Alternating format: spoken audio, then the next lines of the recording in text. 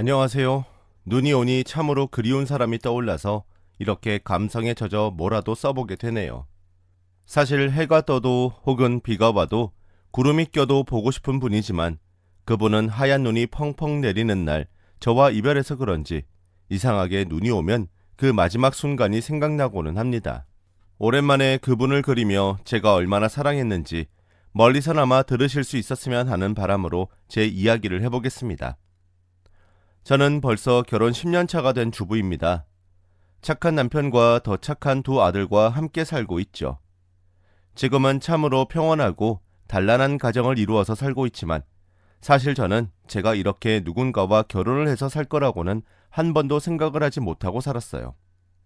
왜냐하면 저는 가정으로 고통받던 아이였거든요. 단 한 번도 엄마와 아빠의 사랑을 경험해 본 적이 없는 어딘가 결핍된 아이였죠. 만일 부모님이 그냥 저를 방치하는 정도였다면 더 나았을까도 가끔 생각해 보곤 하는데 이러나 저러나 제가 남들 다 가지고 있는 평범한 엄마 아빠는 꿈도 꿀 수 없을 거라는 것만 확실시하게 만든 상상으로 그쳤습니다. 그만큼 제 인생에서 희망이라고는 찾아볼 수가 없었어요. 제 인생의 가장 첫 기억은 4살 무렵이었어요. 저는 당시 바깥에서 좋은 크레파스로 집에 돌아다니는 종이에 무언가를 그리고 있었어요. 아마 그린다기보다는 선을 긋는다는 표현이 옳겠지만 당시에 저는 그것을 그리는 거라고 생각하고 있었겠죠. 뭣도 모르는 아이였는데도 불구하고 그때부터 어렴풋이 집에 아무도 없는 것이 행복하다는 걸 깨닫고 있었던 것 같습니다. 아무튼 그렇게 그림을 그리는데 문이 덜컥 열리면서 아빠가 들어왔죠. 제가 뭘 하기도 전에 아빠는 제게로 와서는 팔을 엄청 아프게 휘어잡더니 뭘 잘했다고 낙서를 해? 라며 절 내팽개치고는 종이와 크레파스를 뺏었습니다. 온전한 기억이 아닌 만큼 뭔가 빠진 것이 있을 수도 있지만 중요한 건 제가 혼날 이유도 그렇게 강하게 밀쳐질 이유가 없는데도 불구하고 그런 취급을 받았다는 거였죠. 그렇다고 엄마라고 해서 저를 살뜰히 대해주시지는 않았습니다. 보통 가정폭력 당한 집을 보면 일반적으로 아빠가 휘두르고 엄마와 자식은 그 피해자인 경우가 많잖아요. 하지만 저희 집은 조금 달랐습니다. 아빠가 가정폭력을 심하게 휘두르셔서 엄마와 제가 그 가정폭력 피해자인 것도 맞았지만 엄마는 본인이 받은 폭력을 저한테 푸는 성향을 가지고 있었거든요. 마치 먹이 사슬과 같은 것이죠. 저는 먹이 사슬 최하위에 위치해 있었고 엄마는 중간, 아빠는 꼭대기였습니다. 그렇게 위에서부터 아래로, 아래로 가정폭력이 이어졌습니다. 아빠의 손찌검이라는 것은 별 상황이 아니었어요. 최대한 거슬리지 않기 위해 조용히 밥을 먹고 있었는데 밥그릇에 숟가락이 한 번 부딪힌 것만으로도 버릇없이 누가 밥을 그렇게 시끄럽게 처먹어! 라며 득달같이 소리를 지르고는 제 등과 머리를 때렸어요. 물론 그것뿐만이 아니었어요. 청소를 시켜서 최대한 거슬리는 것 하나 없이 청소기를 밀고 걸레로 닦고 했는데도 불구하고 미처 발견하지 못한 먼지가 엄마 눈에 발견되는 순간 그날은 밥도 못 먹고 반성문을 써야 했습니다. 심지어 글씨가 흐트러지거나 하면 처음부터 다시 썼어야 했죠. 어릴 때는 맞는 게 뭔지도 잘 몰랐던 것 같아요. 학교를 들어가기 전에는 또래 친구들도 없어서 비교할 대상이 없으니까 모든 엄마 아빠가 다 이런가 보다 하고 전부 내 잘못이겠거니 하며 군말 없이 날아오는 손찌검과 비난을 전부 감수했었죠. 하지만 초등학교에 들어가서 생긴 단짝 친구들의 집에 처음 놀러 갔을 때 제가 경험해온 엄마와 아빠가 절대 보편적이지 않다는 걸 알았어요. 제가 집을 방문했던 친구들은 다 하나같이 따뜻한 부모님이 계시더라고요. 자식을 위해 매 끼니 맛있는 반찬과 따뜻한 밥을 차려주는 엄마. 바깥에서 열심히 일을 하면서 귀가할 때면 자식들 가지고 놀라고 장난감을 사오는 아빠. 처음에는 그게 참 신기했습니다. 부럽기는 했지만 그때까지만 해도 여전히 제 부모님과 같은 성향이 일반적일 거라 생각했기에 저는 친구가 참 운이 좋다고 생각했죠. 하지만 1명, 2명 집에 놀러가서 뵙게 되는 친구 부모님이 늘어날수록 제가 믿고 있던 모든 것들이 와장창 깨졌습니다. 네, 저는 이상한 부모 밑에서 자라고 있었고 제가 정상이라 믿고 있던 것은 전부 비정상이었던 거죠. 그 깨달음 이후 저는 꽤 이른 사춘기를 맞이했습니다. 집에 가면 웃음도 무엇도 나오지 않았고 그저 한 구석에 몸을 웅크린 채 부디 부모님이 더 때릴 일도 없고 얼른 아침이 되어 학교를 갈 때가 오기만을 바랐어요. 그렇게 몇 년을 살았어요. 어느 날은 제 바람대로 아무런 일 없이 아침을 맞이할 때도 있었고 어느 날은 하늘이 무심하게도 또 엄마나 아빠의 눈에 들어 무자비하게 몸을 맞은 적도 있었습니다. 집이 제일 편할 나이에 저는 차라리 바깥을 밤새 돌아다니는 게 편하다는 생각에 충동적으로 학교가 끝난 뒤에 집을 안 들어가고 밖을 맴돈 적도 있었습니다. 물론 그런 다음 날에는 집에 갔을 때 죽도록 맞았습니다. 그나마 불행 중 다행으로 부모님은 그리 오래 살지 못했어요. 제가 고등학교 2학년, 3학년 때 1년 차이를 두고 두 분이 다 돌아가셨지만 장례식조차 친척분들만 오셔서 손님도 안 받고 장례 같지 않은 장례를 치는 게 전부였습니다. 매일 그렇게 둘 다 이 세상에서 사라졌으면 좋겠다는 생각을 수없이 했지만 막상 돌아가시니 이상하게 눈물이 나더라고요. 엄마와 아빠를 사랑한 적은 한순간도 없었지만 은연중에 언젠가는 엄마와 아빠가 정신을 차려서 저와 셋이서 정상적인 가족을 만들 수 있을 거라는 환상을 품고 있었는데 이제 부모님이 두 분 다 안 계시니까 저는 이제 영영 제대로 된 가족을 만들 수 없을 거라는 현실에서 오는 눈물이었습니다. 부모님이 돌아가셨어도 10년이 넘게 이어져 온 가정폭력은 저를 계속해서 좀먹었죠. 누군가와 제대로 대화를 하지도 못했고 눈 맞추는 것도 무척이나 어려웠어요. 말을 더듬은 적도 많았습니다. 사람들은 저를 하나같이 이상하게 보았고 저는 그 시선에 주눅이 들어서 더욱더 어떤 대꾸도 못하는 그야말로 악순환이었습니다. 하지만 먹고 살기 위해서는 아무리 힘들다고 하더라도 이겨내야 할 필요가 있었어요. 그렇기에 저는 어떻게든 악착같이 일자리를 구해서 돈을 벌었습니다. 그리고 거기서 지금의 남편을 만났죠. 남편은 참 우직하고 다정한 사람이었습니다. 누가 봐도 남들과 다른 모습을 보이는 저를 꾸준히 가르쳐주고 유일하게 다른 사람들과 똑같이 대해주었죠. 제 스스로도 제가 다른 사람들보다 부족하고 못난 것을 알고 있었기에 그게 늘 저에게는 어떤 아픔이었는데 남편과 이야기를 할 때만큼은 마치 제가 정상적인 사람들처럼 똑같이 하하호호 웃으면서 소통을 하고 있다고 느껴졌죠. 살면서 저에게 이렇게 친근하고 또 애정 가득하게 대해준 사람은 남편이 처음이었습니다. 그런 사람을 사랑하지 않을 수가 있다면 거짓말이겠죠. 저는 일을 한 지 얼마 되지 않아 금세 남편을 좋아하게 되었습니다. 그리고 남편은 그런 저보다 더 저를 사랑해 주었죠. 결혼에 대해서 이야기가 나온 것은 사귄 지 얼마 되지 않았을 때였습니다. 당신이랑 남은 생을 함께 살아가고 싶어. 꿈에도 그려본 적 없던 달콤한 고백이었습니다. 저는 눈물을 흘리며 남편을 끌어안았고 그 길로 남편의 부모님께 바로 인사를 드리러 갔어요.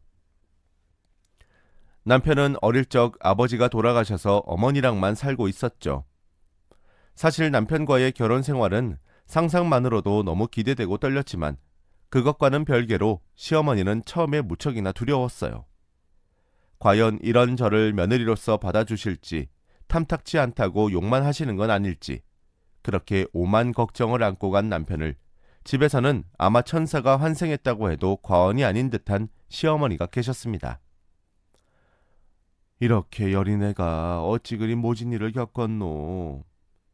최대한 담담히 어린 시절을 이야기하려고 노력하는데 그런 제 이야기에 시어머니는 대뜸 눈물을 보이시며 저를 안아주셨습니다.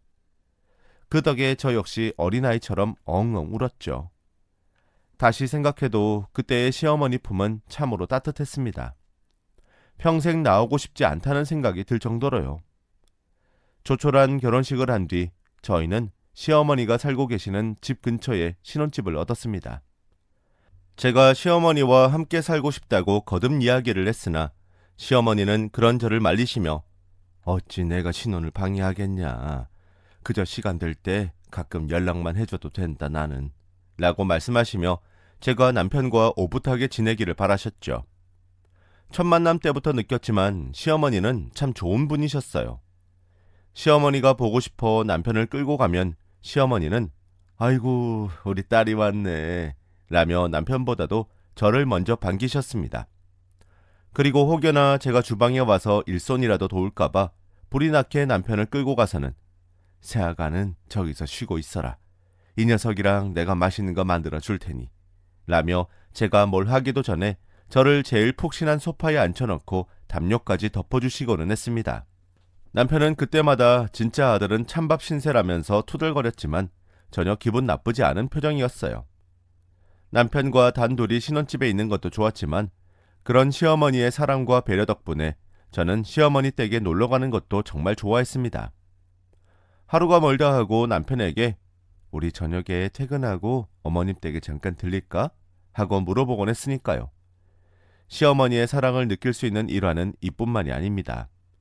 고등학교 때부터 집안일을 하긴 했지만 워낙 덜렁대기도 했고 무슨 일을 하든 그렇게 깔끔하게 마무리 짓지 못하는 성정이었기 때문에 잔실수가 정말 많았는데 시어머니는 제가 소금을 착각해서 설탕을 뿌렸을 때도 설거지를 돕는다고 나섰다가 그릇을 깨트렸을 때도 그 그릇을 치우겠다고 난리 법석을 부리다가 유리가 발바닥에 꽂혔을 때도 단 한 번도 저를 나무라지 않으셨어요.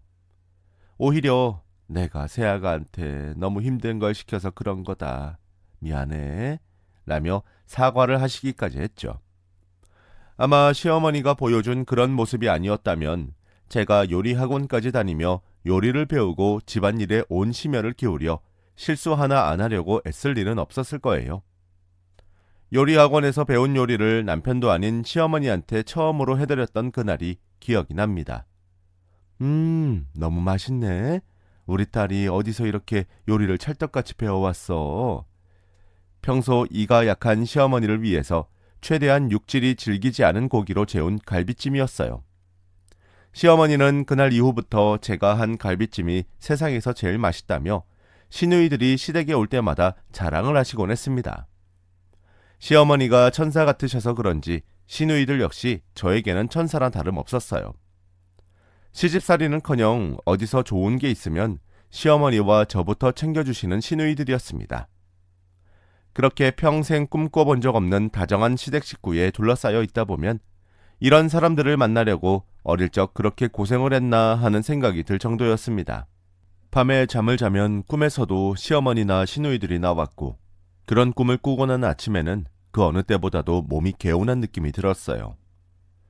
시어머니와 지내면서 저는 최대한 제가 해드릴 수 있는 모든 것들을 시어머니에게 해드리고 싶어서 안달이 났던 것 같습니다. 어느 날은 시어머니가 매일 낡은 옷을 입고 다니는 것이 눈에 띄어 팔짱을 끼고 백화점까지 모시고 가서 제 비상금으로 조금 모아둔 돈을 탈탈 털어서 시어머니가 입고 다니기 좋은 외투와 스카프를 사드린 적이 있었습니다. 아이고 네가 돈이 어딨다고 이런 비싼 걸 다 사줘. 나는 됐다. 괜찮다면서 만류하는 시어머니를 붙잡고 받지 않으면 절대 나가지 않을 것처럼 굴자 시어머니는 어쩔 수 없다는 듯이 제가 사드린 외투와 스카프를 걸치셨죠. 그러더니 꽃같이 밝은 미소를 지으면서 우리 딸이 사줘서 옷이 더 예쁜갑네 하며 좋아하셨습니다. 집에 가서도 어쩔 수 없이 외투는 벗었지만 스카프는 계속 메고 계실 정도였죠. 그 모습을 본 남편이 스카프는 바깥에 나갈 때만 매 라고 이야기를 하고 나서야 시어머니는 어쩔 수 없이 스카프를 벗어 침구에서 가장 가까운 옷걸이에 걸어두셨습니다. 아유 나중에 나 죽으면 우리 딸이 사준 외투랑 스카프 입고 가야겠다. 그리고는 농담처럼 저런 이야기도 꺼내셨죠. 분명 웃음기 가득한 얼굴로 한 말씀인데 왜 그렇게 마음이 아련한지 혹여나 시어머니 걱정하실까봐 간신히 저 역시 마주 웃어 보이고는 바로 바람을 쐰다는 핑계로 바깥에 나와서 숨어서 울고는 했습니다. 시어머니랑 헤어진다는 것은 상상도 하지 못할 만큼 고통스러운 일이었죠.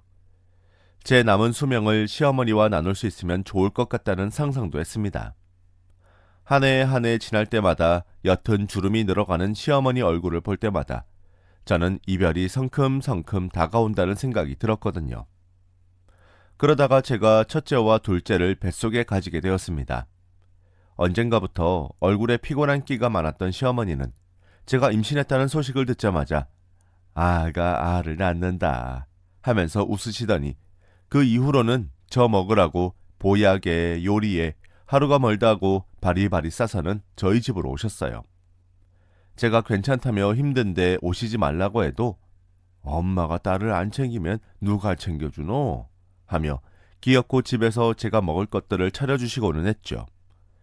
보다 못한 남편이 직접 시댁에 가서 시어머니가 만들어준 음식을 가져오기 시작하고 나서야 시어머니는 저희 집의 발길을 멈추었습니다. 제가 애를 낳았을 때 시어머니는 바깥에서 남편과 함께 안절부절한 모습으로 계셨다고 합니다. 남편 말로는 본인보다 더 걱정했던 게 시어머니라고 하더라고요. 출산을 하고 몽롱한 의식으로 저를 보러 들어오는 남편과 시어머니를 봤던 순간이 어렴풋이 기억이 나는데 당시 저는 눈물을 흘렸던 것 같습니다. 어쩐지 그 순간이 꿈만 같았던 것 같아요. 나를 사랑해주는 남편, 진짜 부모님보다 더 부모님 같은 시어머니, 그리고 이제 새로이 생긴 내 아이. 어느 정도 정신을 차리니 시어머니는 제 한 손을 꼭 붙잡고 계셨죠. 그리고는 계속해서 되뇌이셨습니다. 아유, 너무 수고했다. 너무 수고했어. 아이가 생긴 뒤로는 시어머니를 더 자주 보러 갔습니다. 눈에 넣어도 안 아픈 손주라며 기뻐하는 시어머니 얼굴이 보고 싶었거든요.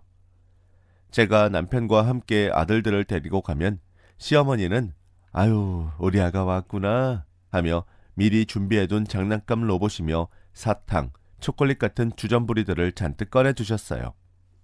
남편은 아이들 이 썩는다며 치워두고는 했지만 저랑 시어머니는 그런 남편 몰래 할머니가 주는 거야. 아빠 몰래 먹어야 한다. 하며 아이들 손에 단 것을 쥐어주는 작당을 하고는 했죠. 그리고는 남편 모르게 마주보고 웃기도 했습니다. 시어머니와 있던 순간은 제 아무리 보잘것없고 일상적인 것이라고 할지라도 제게는 너무나 소중했습니다. 함께 소파에 나란히 앉아 TV를 보는 것도, 밥숟가락을 덜어 식사를 하는 것도, 햇볕이 좋으니 잠깐 나들이 좀 가자며 근처 공원에 가는 것도 반찬을 만들어 갔고, 바구니를 들고 시장에 장을 보러 가는 것도, 심지어는 잠든 시어머니 몸 위에 이불을 덮어주는 것까지도 말이죠. 장담하건대 시어머니는 제게는 친어머니와 같은 분이었습니다. 남편과 같이 세상에서 제일 사랑했던 시어머니. 지금은 떠올리면 아련한 그리움만 맺히는 제 시어머니. 지금도 시댁문을 열고 들어가면 우리 딸 왔어? 라며 반겨줄 것 같은 시어머니와 이별을 한 지 벌써 2년이 흘렀네요. 준비를 해도 모자랐을 이별이건을 시어머니와 헤어지는 순간은 제가 예기치도 못한 때 찾아왔습니다. 기침을 하시길래 날이 추워 감기에 걸리신 줄만 알고 땀이 뻘뻘 날 정도로 보일러를 틀고 삼시세끼 따뜻한 국을 끓여드리는 것밖에 할 줄 몰랐던 멍청한 며느리인 저는 어느 날 시어머니가 끓는 가래를 뱉었을 때 그 안에 피가 섞인 것을 보고 나서야 시어머니가 단순히 감기가 아닌 큰 병이 있을 수도 있겠다는 생각을 하게 되었습니다. 평소와는 다르게 떨어지지 않는 기침에 그저 유독 추운 날이니만큼 감기도 오래 가나 보다 정도로만 생각했던 저는 시어머니가 급성 폐렴이라는 말에 하늘이 무너지는 듯한 충격을 받았습니다. 덜컥 겁이 났지만 손 쓰지 못하기 직전에 찾아왔다며 최대한 증상을 치료하는 방향으로 가자는 말에 마음을 다잡고 그 어느 때보다도 정성껏 시어머니를 돌보았어요. 하루가 다르게 야위어가는 얼굴에도 제 걱정을 하시면서 우리 딸 얼굴이 이렇게 수척해져서 어쩌노 라고 말씀해 주시던 시어머니에게 저는 괜찮으니 어머니 걱정만 하세요 라고 애써 괜찮은 척 말하고는 뒤돌아서 눈물을 훔치던 나날이 이어졌습니다. 그리고 그날은 유독 눈이 많이 왔습니다. 뉴스에서도 유례없는 폭설이라는 말에 아침 일찍 일어나 시어머니에게 우리 이따가 눈 좀 더 쌓이면 창문 열고 구경해요 라고 말했고 시어머니는 그저 파리한 안색으로 고개를 끄덕였습니다. 그날따라 왜 그리도 시어머니 시선이 제게 오래 있었을까요? 지금 생각해보면 마지막 가기 전에 저를 잊지 않도록 눈에 담아두고 싶으셨나 봅니다. 눈을 구경하자는 말은 지키지 못한 채 시어머니는 몇 시간 뒤에 세상을 떠나셨습니다. 건물이 무너져라 울면서 남편을 부둥켜 안고 하염없이 눈물만 흘렸습니다. 어머니, 지금 가시면 안 돼요. 제발 눈 좀 떠보세요. 어머니, 사랑해요. 너무 감사해요. 다음 생에는 진짜 어머니 딸로 태어나서 더 효도할게요. 정신을 못 차리는 저를 대신해서 남편이 시누이들에게 전화를 하고 시어머니의 장례를 준비했죠. 3일이 어떻게 흘렀는지 모르겠습니다. 그저 멍하니 있다가 눈 깜빡하니 시댁이었어요. 남편을 도와 시어머니 짐을 정리하려고 시어머니 방에 들어갔습니다. 눈물이 나올 뻔한 걸 간신히 참고 서랍장이며 여기저기 열어서 꺼내고 정리하는데 웬 낡은 노트가 하나 있더라고요. 가계부 같은 건가 싶어서 열어본 노트에는 일기가 그득그득했습니다. 오늘은 뭘 먹었는지, 뭘 했는지부터 시작해서 저에 대한 이야기도 있었죠. 딸이 생겼다. 참 고운데 너무 안쓰럽게 자라서 내가 사랑해줘야지 싶다. 아들이 결혼 하나는 잘한 것 같다. 오늘 딸이 손주를 데리고 놀러 왔다. 한 놈은 아들을 닮았고 한 놈은 딸을 닮았는데 이상하게 딸을 닮은 손주가 더 정이 간다. 딸한테 그 이야기를 했더니 아주 환히 웃는다. 앞으로도 그렇게 웃을 일만 있었으면. 저에 대한 시어머니의 사랑이 까만 글씨로 남아 있었습니다. 더 보다가는 정말 눈이 부르틀 때까지 울 것만 같아서 일기장을 소중히 가져온 뒤 정말 시어머니가 그리울 때만 한 장씩 보고는 합니다. 시어머니가 제 곁에 없다는 게 아직도 믿기지가 않아요. 특히 꿈에 나오는 시어머니를 보면 마치 살아계실 적처럼 저와 함께 밥을 먹기도 하고 장을 보러 가기도 해서 꿈에서 깨고 나면 허한 마음에 시어머니가 예전 쓰시던 번호로 전화를 걸 때도 있습니다. 하지만 이 그리움에 너무 잠식된다면 시어머니가 분명 절 안타까워하시겠죠. 언제나 제가 행복하길 바라시는 분이니 당신 때문에 눈물 흘리고 우울해한다면 하늘에서도 함께 슬퍼하실 분이 제 시어머니이시니까요. 어머니, 그래도 오늘은 용서해 주세요. 어머니랑 헤어진 그날이랑 너무 똑같아서 저도 모르게 어머니 생각이 납니다. 딱 하루만이라도 좋으니 예전처럼 함께 지낼 수 있으면 정말 소원이 없을 것 같아요. 어머니가 끓여주는 김치찌개도 먹고 싶고 어머니께서 깎아주는 사과도 먹고 싶고 그래요. 힘들 때마다 어머니 생각하며 우는 것도 가끔은 용서해 주세요. 저한테는 어머니가 진짜 제 부모님이라서 기대고 싶은 마음에 그런 거니까요. 어머니, 하늘은 쉽지 않죠? 제가 보내드린 외투랑 스카프는 잘 가지고 계시는 거죠? 어머니랑 함께 찍은 사진을 보고 있는데 어쩐지 사진 속 어머니가 이전보다 더 활짝 웃고 있는 것 같은 느낌이 들어요. 제 착각일 수도 있지만 어머니는 잘 지내고 있다고 이야기하는 거라고 생각할게요. 그리고 나중에 남편이랑 제가 어머니 계신 곳으로 가면 꼭 마중 나와 주셔야 해요. 그리고 거기서도 며느리로서 그리고 어머니의 또 다른 딸로서 저를 사랑해 주세요. 저도 영원히 어머니를 제 시어머니로 그리고 제 친어머니로 사랑할 테니까요. 언제나 건강하세요. 어머니, 정말 보고 싶습니다.